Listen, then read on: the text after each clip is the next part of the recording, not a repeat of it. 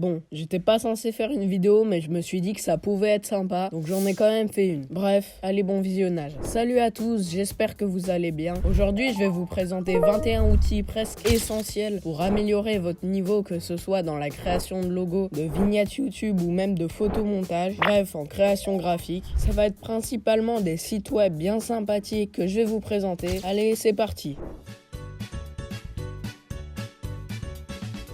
Instagram, Pinterest, Behance ou même Dribbble sont des sites web que j'utilise personnellement et que je vous conseille fortement si vous voulez par exemple vous inspirer des tendances graphiques pour ce qui s'agit des identités de marque. Par exemple, ce qui est en vogue en ce moment, c'est le minimaliste, l'art déco et le design autour des typographies. Donc si vous voyez un projet Behance qui vous plaît, vous pouvez créer ce qu'on appelle un mood board pour y mettre des images de référence et donc mieux pouvoir vous imprégner de ce style. Pour voir ce qui se fait en ce moment, je vous conseille aussi des sites comme graphiste.com et laréclame.fr qui font des classements des différentes modes du design graphique et c'est vraiment très cool. Évidemment, mais ça je pense que vous le faites déjà, mais allez suivre vos artistes favoris sur leur réseau. Par exemple, moi je sais que je suis branché sur tout ce qui est photomontage / photomanipulation, donc je vais aller suivre des gens comme Sunflake, Benny Productions et tous les autres artistes qui sont dans ce game. Ça va rétrécir votre périmètre de recherche d'inspiration à ce que vous faites et ce que vous aimez. En clair, si vous aimez faire des posters de cinéma,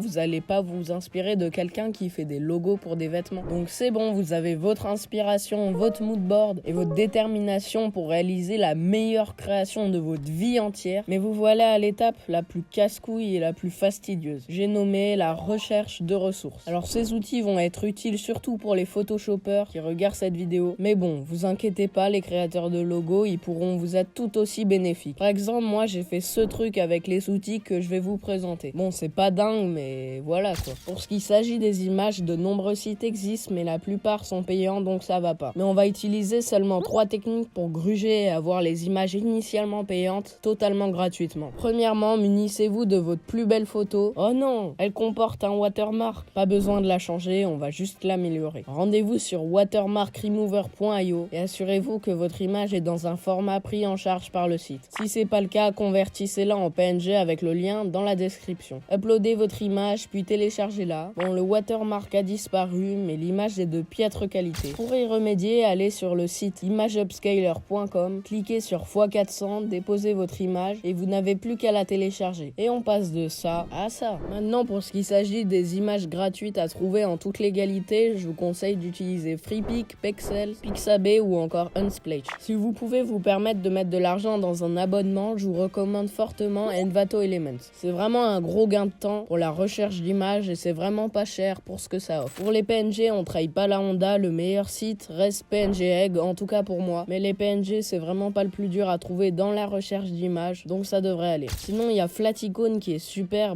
justement pour les icônes. Il y en a vraiment beaucoup et ça on adore. Bon, comme je l'ai dit précédemment, la recherche d'images c'est chiant et long. On connaît tous la frustration de ne pas trouver l'image avec l'angle ou la couleur qui nous convient, mais cherchez bien et de toute façon, Internet est beaucoup trop vaste pour que vous ne trouvez pas ce que vous voulez. Ah là là, le titrage. Qui n'a jamais voulu un beau texte avec des effets de 3D, de texture, de je sais pas quoi? Toi, ça tombe bien, j'ai ce qu'il te faut. Alors souvent, ce qu'on utilise pour les textes avec plein d'effets, c'est des fichiers .psd. Bon, déjà, pour ceux qui n'ont pas Photoshop, force à vous, et sinon j'ai une autre alternative, donc restez là. Sinon, les .psd, c'est des fichiers Photoshop qui sont modifiables à notre guise. D'ailleurs, au passage, je crois qu'on peut utiliser des .psd sur GIMP, donc n'hésitez pas à vérifier, si ça se trouve je dis des conneries. Donc pour en trouver, le seul site que je connaisse et que j'utilise c'est Freepik. On va mettre les filtres en .psd et on va marquer par exemple texte 3D Blue. On clique sur télécharger puis sur .psd. On ouvre le téléchargement, on double-clique sur le texte modifiable, on le masque et on en crée un nouveau avec notre texte à nous. On fait CTRL S et on ferme cette fenêtre et nous voilà avec notre magnifique texte prêt à être exporté. Maintenant pour ceux qui travaillent sur Photopea par exemple, j'en avais déjà parlé mais il y a un super site qui s'appelle Text Studio. Vous pouvez écrire ce que vous voulez avec le style que vous voulez. Pour l'exporter, vous allez dans télécharger puis PNG transparent et voilà, tout beau tout propre. Pour ce qui s'agit des polices d'écriture, je vais vous conseiller Dafont ou Google Font. Si vous voulez retrouver une police d'écriture à partir d'une image, vous avez juste à taper What Font is sur Google, cliquez sur le premier lien, glissez votre image et complétez le processus pour que le site vous renvoie vers d'autres sites contenant la police dont vous avez besoin. Et voilà, après 10 heures d'acharnement, voici votre boulot terminé. Mais attendez, il manque pas une chose. Mais oui, c'est l'heure de la mise en situation. Pour mettre en situation un design, il y a plusieurs solutions. Soit vous passez par Blender pour faire un rendu 3D, ce qui va vous prendre beaucoup plus de temps, mais sera plus personnalisable. Soit vous téléchargez ce qu'on appelle un mock-up pour mettre en situation votre travail. Personnellement, je vais opter pour cette technique car je suis une cloche en 3D et j'ai pas envie de faire ramer mon ordi plus qu'il ne le fait déjà. Donc pour télécharger un mock-up, je vous conseille encore une fois l'incroyable, magnifique FreePic ou bien mockupworld.co. C'est encore des fichiers .psd, donc désolé pour ceux qui n'utilisent pas Photoshop. Sinon, je vous conseille le site Millefeuille Mockup. C'est payant, mais j'ai adoré le projet d'Antoine Pelletier et je trouve les produits excellents. Donc pareil, ça peut être un très bon investissement. Pour placer vos images sur le mock-up, il va falloir double-cliquer sur le calque de l'objet dynamique, y mettre votre création, faire CTRL S et fermer cette fenêtre. Et voilà, rien de plus simple. Voici votre présentation. Et le dernier outil que j'aimerais vous présenter, c'est la tablette graphique. C'est très utile que ce soit pour dessiner des mascottes, car je sais qu'en ce moment c'est la mode dans les identités graphiques de marque, ou alors même pour peindre des lumières plus réalistes. Je vous conseille les tablettes Wacom Intuos qui tournent autour des 60€, même si honnêtement c'est pas la peine d'y mettre une blinde. Une Gaomon à 30€ conviendra parfaitement par exemple. Donc voilà, c'est déjà la fin de la liste d'outils que je voulais vous présenter. J'espère que vous avez apprécié cette vidéo. Je vous dis pas à la semaine prochaine, du coup là c'est sûr. C'était TV Sissou, je vous souhaite de bonnes vacances. Bye.